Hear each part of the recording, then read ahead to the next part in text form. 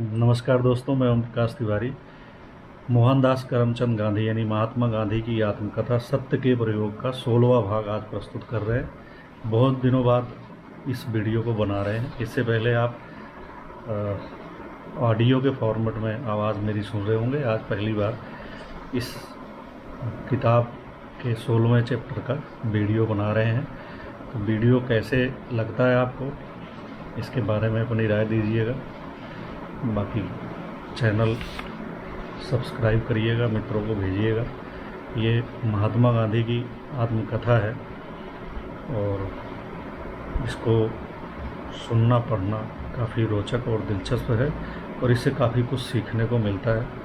और महात्मा गांधी और आज़ादी के आंदोलन के बारे में काफ़ी कुछ जानने समझने को इसमें मौजूद है। तो इससे पहले 15 वीडियो हमने अपलोड कर दिए हैं। ये 16वां वीडियो है। आगे इस पूरी किताब को इसी फॉर्मेट में अपलोड करते रहेंगे, तो सुनते रहिएगा। आज का 16वां भाग है, इसमें शुरू करते हैं।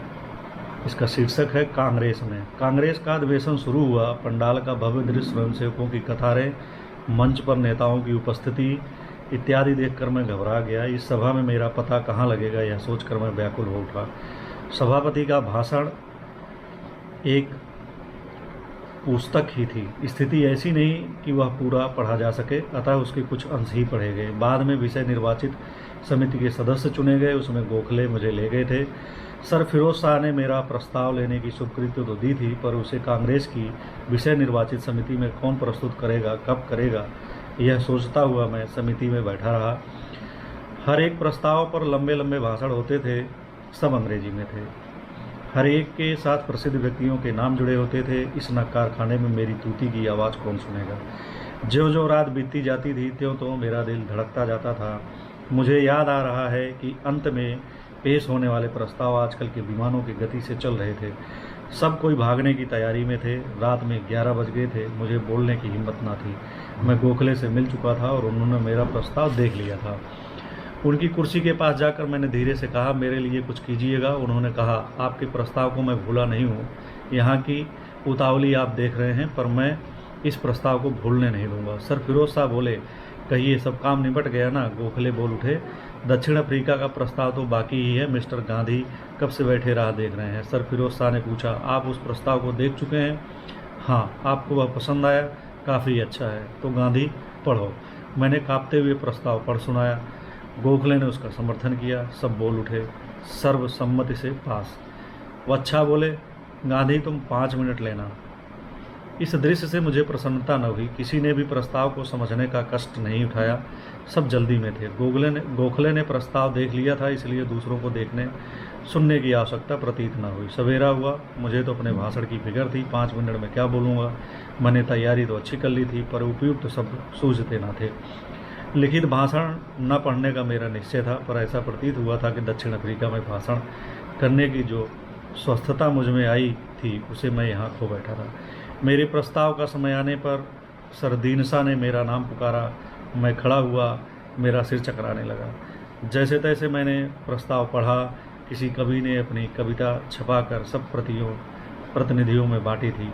उसमें परदेश जाने की और समुद्र यात्रा स्तुति थी। वह मैंने पढ़ सुनाई और दक्षिण अफ्रीका के दुखों की थोड़ी चर्चा की। इतने में सरदीनसा की घंटी बजी। मुझे विश्वास था कि मैंने अभी 5 मिनट पूरे नहीं किए हैं। मुझे पता न था कि यह घंटी मुझे चेताने के लिए 2 मिनट पहले ही बजा दी गई थी। मैंने बहुतों को आधा पौन घंटे बोलते देखा था और घंटी नहीं बजी थी। मुझे दुख तो हुआ। घंटी बजते ही मैं बैठ गया, पर उक्त काव्य पर सर फिरोज शाह को उत्तर मिल गया, ऐसी मेरी अल्पबुद्धि ने उस समय मान लिया। प्रस्ताव पास होने के बारे में तो पूछना ही क्या था। उन दिनों दर्शक और प्रतिनिधि भेद उपाचित ही किया जाता था। प्रस्तावों का विरोध करने का कोई प्रश्न ही नहीं था। सब हाथ उठाते ही थे। सारे प्रस्ताव सर्वसम्मति से पास होते थे। मेरा प्रस्ताव भी इसी तरह पास हुआ, इसलिए मुझे प्रस्ताव का महत्व नहीं जान पड़ा। फिर भी कांग्रेस में मेरा प्रस्ताव पास हुआ, यह बात ही मेरे आनंद के लिए पर्याप्त थी। जिस पर कांग्रेस की मुहर लग गई, उस पर सारे भारत की मुहर है। यह ज्ञान किसके लिए पर्याप्त न हो। लॉर्ड कर्जन का दरबार। कांग्रेस अधिवेशन समाप्त हुआ, पर मुझे तो दक्षिण अफ्रीका के काम के लिए कलकत्ते में रहकर चैम्बर ऑफ कॉमर्स इत्यादि मंडलों से मिलना था, इसलिए मैं कलकत्ते में 1 महीना ठहरा। इस बार मैंने होटल में ठहरने के बदले परिचय प्राप्त करके इंडिया क्लब में ठहरने की व्यवस्था की। इस क्लब में अग्रगण्य भारतीय उतरा करते थे। इससे मेरे मन में यह लोभ था कि उनसे मेल जोल बढ़ाकर मैं उनमें दक्षिण अफ्रीका के काम के लिए दिलचस्पी पैदा कर सकूंगा। इस क्लब में गोखले हमेशा तो नहीं, कभी कभी बिलियर्ड खेलने आया करते थे। जैसे ही उन्हें पता चला कि मैं कलकत्ते में ठहरने वाला हूं, उन्होंने मुझे अपने साथ रहने के लिए निमंत्रित किया। मैंने उनका निमंत्रण साभार स्वीकार किया, पर मुझे अपने आप वहां जाना ठीक न लगा। 1-2 दिन बाद जो होता रहा, इतने में गोखले खुद आकर मुझे अपने साथ ले गए। मेरा संकोच देखकर उन्होंने कहा, गांधी, तुम्हें इस देश में रहना है, तो ऐसी शर्म से काम नहीं चलेगा। जितने अधिक लोगों के साथ मेल जोल बढ़ा सको तुम्हें बढ़ाना चाहिए। मुझे तुमसे कांग्रेस का काम लेना है। गोखले के स्थान पर जाने से पहले इंडिया क्लब का एक अनुभव यहाँ देता हूँ। उन दिनों लॉर्ड कर्जन का दरबार हुआ, उसमें जाने वाले कोई राजा महाराजा इस क्लब में ठहरे हुए थे। क्लब में तो मैं उनको हमेशा सुंदर बंगाली धोती कुर्ता और चादर की पोशाक में देखता था। आज उन्होंने पतलून, चोंगा, खानसामों की सी पगड़ी और चमकीले बूट पहने थे। यह देख कर मुझे दुख हुआ और मैंने इस परिवर्तन का कारण पूछा। जवाब मिला, हमारा दुख हम ही जानते हैं। अपनी संपत्ति और अपनी उपाधियों को सुरक्षित रखने के लिए हमें जो अपमान सहने पड़ते हैं, उन्हें आप कैसे जान सकते हैं। पर यह खानसामे जैसी पगड़ी और ये बूट किस लिए? इनमें और खानसामों में आपने क्या फ़र्क देखा है? वह हमारे खानसामा हैं तो हम लॉर्ड कर्जन के खानसामा हैं। यदि मैं दरबार में अनुपस्थित रहूं तो मुझको उसका दंड भुगतना पड़े। अपनी साधारण पोशाक पहनकर जाऊं तो वह अपराध माना जाएगा, और वहां जाकर भी क्या मुझे लॉर्ड कर्जन से बातें करने का अवसर मिलेगा? कदापि नहीं। मुझे इस स्पष्ट वक्ता भाई पर दया आई। ऐसे ही प्रसंग वाला एक और दरबार मुझे याद आ रहा है। जब काशी के हिंदू विश्वविद्यालय की नींव लॉर्ड होर्डिंग के हाथों रखी गई, तब उनका दरबार हुआ था। उसमें राजा महाराजा तो आए ही थे। भारत भूषण मालवीय जी मुझसे भी उसमें उपस्थित रहने का विशेष आग्रह किया था। मैं वहां गया था। केवल स्त्रियों को ही शोभा देने वाली राजा महाराजाओं की पोशाकें देखकर मुझे दुख हुआ था। रेशमी पाजामे, रेशमी अंगरखे और गले में हीरे मोती की मालाएं, हाथ पर बाजूबंद और पगड़ी पर हीरे मोती की झालरें, इन सब के साथ कमर में सोने की मूठ वाली तलवार लटकती थी। किसी ने बताया कि ये चीज़ें उनके राज्याधिकार की नहीं बल्कि उनकी गुलामी की निशानियां थीं। मैं मानता था कि ऐसे नामर्दी सूचक आभूषण से स्वेच्छा से पहनते होंगे, पर मुझे पता चला कि ऐसे सम्मेलनों में अपने सब मूल्यवान आभूषण पहन कर जाना राजाओं के लिए अनिवार्य था। मुझे यह भी मालूम हुआ कि कईयों को ऐसे आभूषण पहनने से घृणा थी, और ऐसे दरबार के अवसरों को छोड़कर अन्य किसी अवसर पर वे इन गहनों को पहनते भी न थे। इस बात में कितनी सच्चाई थी सो मैं जानता नहीं। वह दूसरे अवसरों पर पहनते हों या ना पहनते हों, क्या वाइसराय के दरबार में और क्या दूसरी जगह औरतों को ही शोभा देने वाले आभूषण पहन कर जाना पड़े, यही पर्याप्त दुख की बात है। धन, सत्ता और मान मनुष्य से कितने पाप और अनर्थ कराते हैं। गोखले के साथ 1 महीना। नंबर 1, पहले ही दिन से गोखले ने मुझे यह अनुभव न करने दिया कि मैं मेहमान हूँ। उन्होंने मुझे अपने सगे छोटे भाई की तरह रखा, मेरी सब आवश्यकताएं जान ली और उनके अनुकूल सारी व्यवस्था कर दी। सौभाग्य से मेरी आवश्यकता थोड़ी ही थी। मैंने अपना सब काम स्वयं कर लेने की आदत डाली थी, इसलिए मुझे दूसरों से बहुत थोड़ी सेवा लेनी होती थी। स्वावलंबन की मेरी इस आदत की, उस समय की मेरी पोशाक आदि की सफाई की, मेरी उद्यम की और मेरी नियमितता की उन पर गहरी छाप पड़ी थी, और इन सब की वह इतनी तारीफ करते थे कि मैं घबरा उठता था। मुझे यह अनुभव न हुआ कि उनके पास मुझसे छिपा कर रखने लायक कोई बात थी। जो भी बड़े आदमी उनसे मिलने आते, उनका मुझसे परिचय कराते थे। ऐसे परिचयों में आज मेरी आंखों के सामने सबसे अधिक डॉक्टर प्रफुल्ल चंद्र राय आते हैं। वह गोखले के मकान के पास ही रहते थे और कह सकता हूँ कि लगभग रोज़ ही उनसे मिलने आते थे। ये प्रोफेसर राय हैं। इन्हें हर महीने 800 रुपये मिलते हैं। ये अपने खर्च के लिए 40 रुपये रखकर बाकी सब सार्वजनिक कामों में दे देते हैं। इन्होंने ब्याह नहीं किया और न करना चाहते हैं। इन शब्दों में गोखले ने मुझसे उनका परिचय कराया। आज के डॉक्टर राय और उस समय के प्रोफेसर राय में मैं बहुत थोड़ा ही फर्क पाता हूँ।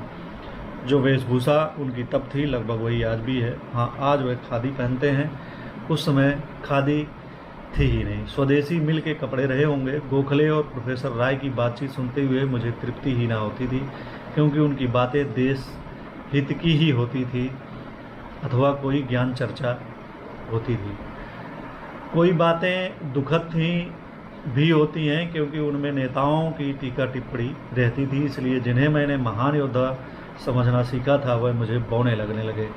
गोखले की काम करने की रीति से मुझे जितना आनंद हुआ उतनी ही शिक्षा भी मिली। वह अपना एक क्षण भी व्यर्थ नहीं जाने देते थे। मैंने अनुभव किया कि उनके सारे संबंध देश कार्य के निमित्त ही थे, सारी चर्चाएं भी देश कार्य के खातिर ही होती थी। उनकी बातों में मुझे कहीं मलिनता, दम्भ अथवा झूठ के दर्शन नहीं हुए। हिंदुस्तान की गरीबी और गुलामी उन्हें प्रतिक्षण चुभती थी। उनके लोग उनके विषयों में उनकी रुचि जगाने के लिए आते थे। उन सब को वे एक ही जवाब देते थे, आप यह काम कीजिए, मुझे अपना काम करने दीजिए। मुझे तो देश की स्वाधीनता प्राप्त करनी है, उसके मिलने पर ही मुझे दूसरा कुछ सूझेगा। इस समय तो इस काम से मेरे पास एक क्षण भी बाकी नहीं बचता। रानडे के प्रति उनका पूज्य भाव बात बात में देखा जा सकता था। रानडे यह कहते थे, ये शब्द तो उनकी बातचीत में लगभग सूत वाच जैसे हो गए थे। मैं वहाँ था, उन्हीं दिनों रानडे की जयंती अथवा पुण्यतिथि इस समय ठीक याद नहीं पड़ती थी। ऐसा लगा कि गोखले उसे हमेशा मानते थे। उस समय वहाँ मेरे सिवा उनके मित्र प्रोफेसर काथवटे और दूसरे एक सज्जन थे जो सब जज थे।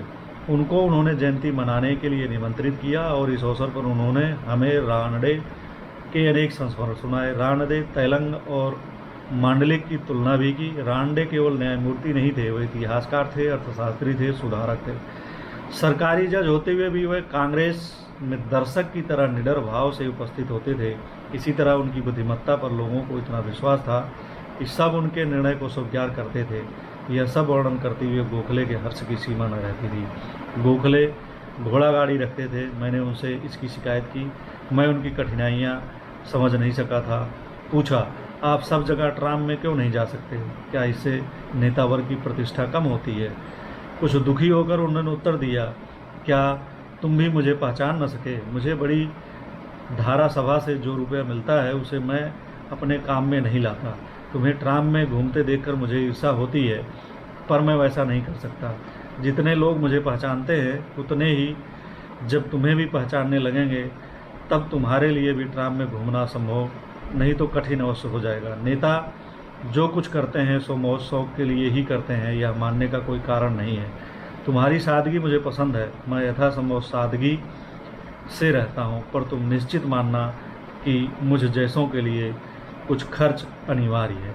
इस तरह मेरी एक शिकायत तो ठीक ढंग से रद्द हो गई, पर दूसरी जो शिकायत मैंने की उसका कोई संतोषजनक उत्तर वह नहीं दे सके। मैंने कहा, पर आप टहलने भी तो ठीक से नहीं जाते। ऐसी दशा में आप बीमार रहें तो इसमें आश्चर्य क्या? क्या देश के काम में से व्यायाम के लिए भी फुर्सत नहीं मिल सकती? जवाब मिला, तुम मुझे किस समय फुर्सत में देखते हो कि मैं घूमने जा सकूं? मेरे मन में गोखले के लिए इतना आदर था कि मैं उन्हें प्रत्युत्तर नहीं देता था। उत्तर से मुझे संतोष नहीं हुआ था, फिर भी मैं चुप रहा। मैंने यह माना है और आज भी मानता हूँ कि कितने ही काम होने पर भी जिस तरह हम खाने का समय निकाले बिना नहीं रहते, उसी तरह व्यायाम का समय भी हमें निकालना चाहिए। मेरी यह नम्र राय है कि इससे देश की सेवा अधिक ही होती है, कम नहीं। गोखले के साथ 1 महीना 2। गोखले की छाया तले रहकर मैंने सारा समय घर में बैठकर नहीं बिताया। मैं यह कह सकता हूँ कि इसी महीने में मैंने कलकत्ते की एक गली छान डाली। अधिकांश काम मैं पैदल चलकर करता था। इन्हीं दिनों मैं न्यायमूर्ति मित्र से मिला, सर गुरुदास बनर्जी से मिला। दक्षिण अफ्रीका के काम के लिए उनकी सहायता की आवश्यकता थी। उन्हीं दिनों मैंने राजा सर प्यारे मोहन मुखर्जी के भी दर्शन किए। कालीचरण बनर्जी ने मुझसे काली मंदिर की चर्चा की थी। वह मंदिर देखने की मेरी तीव्र इच्छा थी। पुस्तक में मैंने उसका वर्णन पढ़ा था। इससे एक दिन मैं वहां जा पहुंचा। न्यायमूर्ति मित्र का मकान उसी मोहल्ले में था, अतएव उस दिन उनसे मिला। उसी दिन काली मंदिर भी गया। रास्ते में बलिदान के बकरों की लंबी कतार चली जा रही थी। मंदिर की गली में पहुंचते ही मैंने भिखारियों की भीड़ लगी देखी। वहां साधु सन्यासी तो थे ही। उन दिनों भी मेरा नियम हृष्ट पुष्ट भिखारियों को कुछ न देने का था। भिखारियों ने मुझे बुरी तरह घेर लिया था। हम मंदिर में पहुंचे। सामने लहू की नदी बह रही थी। दर्शनों के लिए खड़े रहने की मेरी इच्छा न रही। मैं बहुत अकुलाया, बेचैन हुआ। वह दृश्य मैं अब तक भूल नहीं सका हूँ। मैंने अनुभव किया कि यह क्रूर रिवाज बंद होना चाहिए। बुद्धदेव वाली कथा मुझे याद आई, पर मैंने देखा कि यह काम मेरी शक्ति से बाहर है। उस समय मेरे जो विचार थे वह आज भी हैं। मेरे ख्याल में बकरों के जीवन का मूल्य मनुष्य के जीवन से कम नहीं है। मनुष्य देहों को निभाने के लिए मैं बकरे की देह लेने को तैयार न होऊंगा। मैं यह मानता हूँ कि जो जीव जितना अधिक अपंग है उतना ही उसे मनुष्य की क्रूरता से बचने के लिए मनुष्य का आश्रय पाने का अधिक अधिकार है, पर वैसी योग्यता के अनुभव में मनुष्य आश्रय देने में असमर्थ है। बकरों को इस पापपूर्ण होम से बचाने के लिए जितनी आत्मशुद्धि और त्याग मुझ में है उसमें कहीं अधिक की मुझे आवश्यकता है। जान पड़ता है कि अभी तो उस शुद्धि और त्याग का रटन करते हुए ही मुझे मरना होगा। मैं यह प्रार्थना निरंतर करता रहता हूँ कि ऐसा कोई तेजस्वी पुरुष और ऐसी कोई तेजस्विनी सती उत्पन्न हो जो इस महापातक में से मनुष्य को बचावे, निर्दोष प्राणियों की रक्षा करे और मंदिर को शुद्ध करे। ज्ञानी, बुद्धिशाली, त्याग वृत्ति वाला और भावना प्रधान बंगाल यह सब कैसे सहन करता है। गोखले के साथ 1 महीना 3। काली माता के निमित्त से होने वाला विकराल यज्ञ देखकर बंगाली जीवन को जानने की मेरी इच्छा बढ़ गई। ब्रह्म समाज के बारे में तो मैं काफ़ी पढ़ सुन चुका था। मैं प्रताप चंद माजुमदार का जीवन वृत्तांत थोड़ा जानता था। उनके व्याख्यान सुन रखे थे। उनका लिखा केशव चंद्र सेन का जीवन वृत्तांत प्राप्त किया और उसे अत्यंत रसपूर्वक पढ़ गया। मैंने साधारण ब्रह्म समाज और आदि ब्रह्म समाज का भेद जाना। पंडित विश्वनाथ शास्त्री के दर्शन किए। महर्षि देवेंद्र नाथ ठाकुर के दर्शनों के लिए मैं प्रोफेसर काथवटे के साथ गया, पर वे उन दिनों किसी से मिलते न थे, इससे उनके दर्शन ना हो सके। उनके यहाँ ब्रह्म समाज का उत्सव था, उसमें सम्मिलित होने का निमंत्रण पाकर हम लोग वहाँ गए थे और वहाँ उच्च कोटि का बंगाली संगीत सुन पाए थे। तभी से बंगाली संगीत के प्रति मेरा अनुराग बढ़ गया। ब्रह्म समाज का यथासंभव निरीक्षण करने के बाद यह तो हो ही कैसे सकता था कि मैं स्वामी विवेकानंद के दर्शन ना करूं। मैं अत्यंत उत्साह के साथ बेलूर मठ तक लगभग पैदल पहुंचा। मुझे इस समय ठीक से याद नहीं है कि मैं पूरा चला था या आधा। मठ का एकांत स्थान मुझे अच्छा लगा था। यह समाचार सुनकर मैं निराश हुआ कि स्वामी जी बीमार हैं, उनसे मिला नहीं जा सकता और वह अपने कलकत्ते वाले घर में हैं। मैंने भगनी निवेदिता के निवास स्थान का पता लगाया। चौरंगी के महल में उनके दर्शन किए। उनकी तड़क भड़क से मैं चकरा गया। बातचीत में भी हमारा मेल नहीं बैठा। मैंने गोखले से इसकी चर्चा की। उन्होंने कहा वह बड़ी तेज महिला है, अतएव उससे तुम्हारा मेल न बैठे, इसे मैं समझ सकता हूँ। फिर एक बार उनसे मेरी भेंट पेस्तन जी पातशाह के घर हुई थी। वह पेस्तन जी की वृद्ध माता को उपदेश दे रही थी। इतने में मैं उनके घर जा पहुँचा था। अतएव मैंने उनके बीच दुभाषिए का काम किया था। हमारे बीच मेल न बैठते हुए भी इतना तो मैं देख सकता था कि हिंदू धर्म के प्रति भगनी का प्रेम छलकता पड़ता था। उनकी पुस्तकों का परिचय मैंने बाद में किया। मैंने दिन के 2 भाग कर लिए थे। एक भाग में दक्षिण अफ्रीका के काम के सिलसिले में कलकत्ते में रहने वाले नेताओं से मिलने में बिताता था। दूसरा भाग कलकत्ते की धार्मिक संस्थाएं और दूसरी सार्वजनिक संस्थाएं देखने में बिताता था।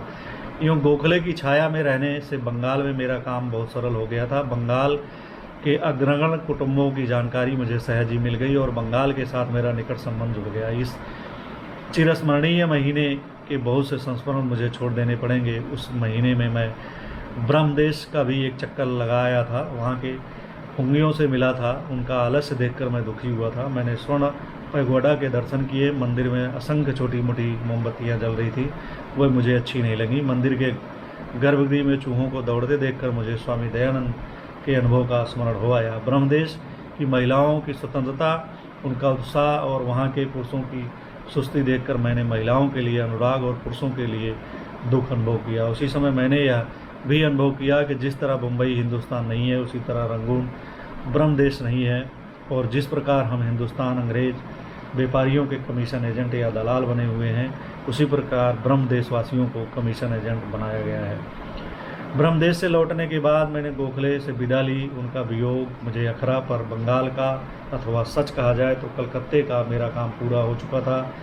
मैंने सोचा था कि धंधे में लगने से पहले हिंदुस्तान की एक छोटी सी यात्रा रेलगाड़ी के तीसरे दर्जे में करूंगा और तीसरे दर्जे के यात्रियों का परिचय प्राप्त करके उनके कष्ट जान लूँगा। मैंने गोखले के सामने अपना यह विचार रखा। उन्होंने पहले तो उसे हंसकर उड़ा दिया, पर जब मैंने इस यात्रा के विषय में अपनी आशाओं का वर्णन किया तो उन्होंने प्रसन्नतापूर्वक मेरी योजना को स्वीकृति दे दी।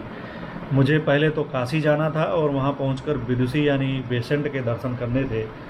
वह उस समय बीमार थी। इस यात्रा के लिए मुझे नया सामान जुटाना था। पीतल का एक डिब्बा गोखले ने दिया ही, उसमें मेरे लिए बेसन के लड्डू और पूरियाँ रखवा दी। 12 आने में किरमिच का एक थैला लिया। छाया कि ऊन का एक ओवरकोट बनवाया। थैले में यह ओवरकोट, तौलिया, कुर्ता और धोती थी। ओढ़ने को एक कंबल था। इसके अलावा एक लोटा भी साथ में रख लिया था। इतना सामान लेकर मैं निकला। गोखले और डॉक्टर राय मुझे स्टेशन तक पहुंचाने आए। मैंने दोनों से न आने की विनती की, पर दोनों ने आने का आग्रह न छोड़ा। गोखले बोले, तुम पहले दर्जे में जाते तो शायद मैं न चलता, पर अब तो मुझे चलना ही पड़ेगा। प्लेटफार्म पर जाते समय गोखले को किसी ने नहीं रोका। उन्होंने अपनी रेशमी पगड़ी बांधी थी और धोती तथा कोट पहना था। डॉक्टर राय ने बंगाली पोशाक पहनी थी, इसलिए टिकट बाबू ने पहले तो उन्हें अंदर जाने से रोका, पर जब गोखले ने कहा मेरे मित्र हैं, तो डॉक्टर राय भी दाखिल हुए। इस तरह दोनों ने मुझे विदा किया। नमस्कार। इस वीडियो में इतना ही। मिलते हैं अगले वीडियो में, जो इस आत्मकथा का 17वां भाग होगा। उम्मीद करता हूँ कि ये वीडियो आपको पसंद आएगा और आप इसको दोस्तों और मित्रों को शेयर करेंगे। चैनल को सब्सक्राइब करना नहीं भूलेंगे। धन्यवाद।